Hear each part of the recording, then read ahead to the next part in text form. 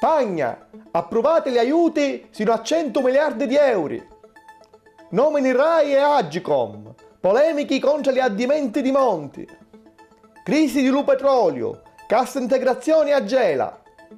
Disfatta di Lutrapani, addio alla Serie B.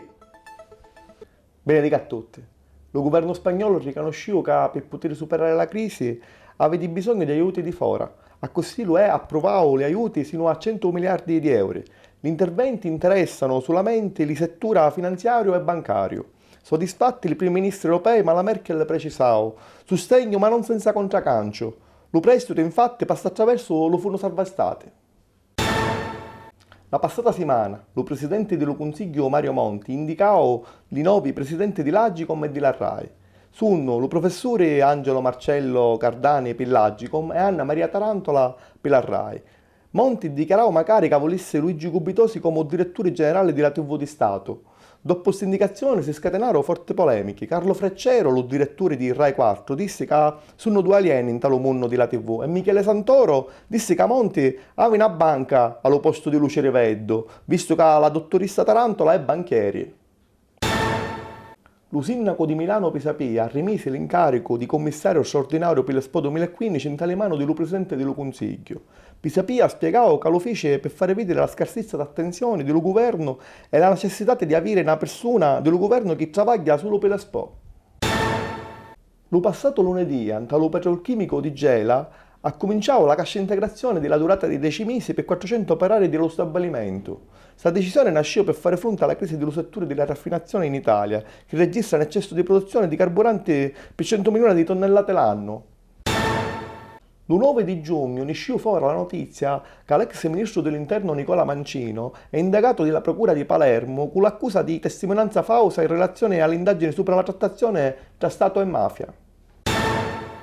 Lunedì 11, da poco di giornali siciliani pubblicarono la notizia che lo nuovo sindaco di Palermo, Leoluca Orlando, ha domandato le dimissioni ai consigli di amministrazione delle società partecipate, AMAT, AMAP, AMG, SISPI, e di chi degli enti culturali dei teatri Massimo e Biondo.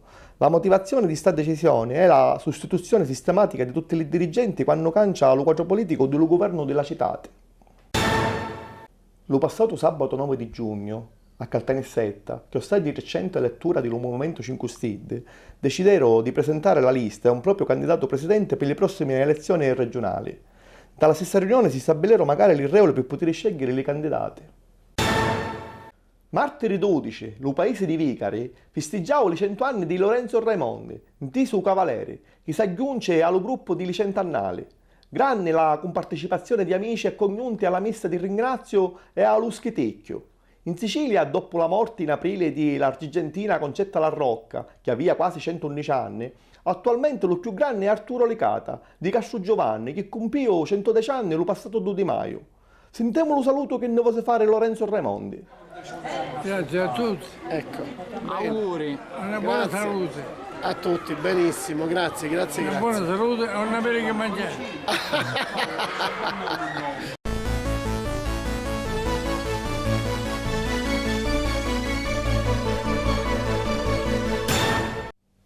Benedica a tutti. A cominciare le europei di palloni. L'Italia giocò la sua prima partita domenica 10 a Danzica e pareggiò a 1 con la Spagna. Signaru Di Natale per gli azzurri e Fabregas per gli spagnoli. Dall'altra partita di gruppo B, la vittoria di Croazia sopra l'Irlanda per 3-1. Grandi delusioni per Trapani, che perdiu in casa per 1-3 contro l'Ulanciano. La partita ha cominciato buono per i trapanesi, che segnarono il suo fatto con Gambino dopo 1 minuto. Allo quarto d'ora, l'Ulanciano arrestò magari con 10 giocatori, ma pareggiò e sopraniau li padrona di casa. Per gli abruzzesi è una storica promozione in Serie B, lagrimi per i trapanesi, che patroniarono il campionato e fragarono l'enorme vantaggio. Tennis. Lunedì a 11 si concluì il torneo di Roland Garros a Parigi. Sara Errani finì una bella figura, arrivando alla finale perduta contro la russa Sharapova. L'Errani vinci il torneo di doppio insieme alla l'altra italiana Roberta Vinci. In taluta billuni mascolino si incoronato per la 7ª volta lo spagnolo Nadal e lo prumato di lo torneo. Football americano. Domenica 10 gli Sharks Palermo vinsero l'ultima partita della stagione regolare del campionato di Serie A2 e si classificarono per giocare i playoff. In tal velodromo Borsellino batterono le Landers Venezia per 28-21. E concludiamo con la Serie A di la Canoa Polo. Stiamo vedendo l'immagine di lo concentramento centro-sud di lo passato fine di settimana che si tiene a San Nicola l'Arena vicino a Palermo, organizzato dalle squadre locali. Lo Siracusa nisciu senza disfatti. In tale classificazione i siracusani sono secondi dopo lo Chiavari. Lo 30 di giugno e lo 1 di giugnetto si tiene a Roma lo concentramento finale. A Menfi, in tale piazza Granni e in tale strada principale, si tiene Inicon, manifestazione dedicata al vino di qualità.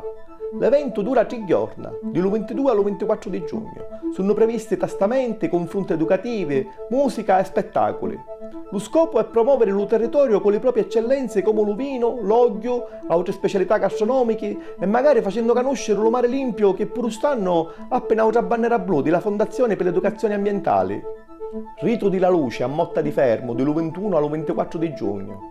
Dalle giorni dello solstizio dell'estate è possibile trasere e visitare la scultura della piramide 38° parallelo fatta dallo maestro Mauro Staccioli, che si trova in tale parco scultoreo più grande d'Europa, la Ciumara d'Arte. Le visitature che partecipano al rito della luce e ai momenti di poesia sono invitate a vestire di bianco e a rispettare lo silenzio. Questo è tutto questa settimana. Ci vediamo il prossimo venerdì. Salutiamo.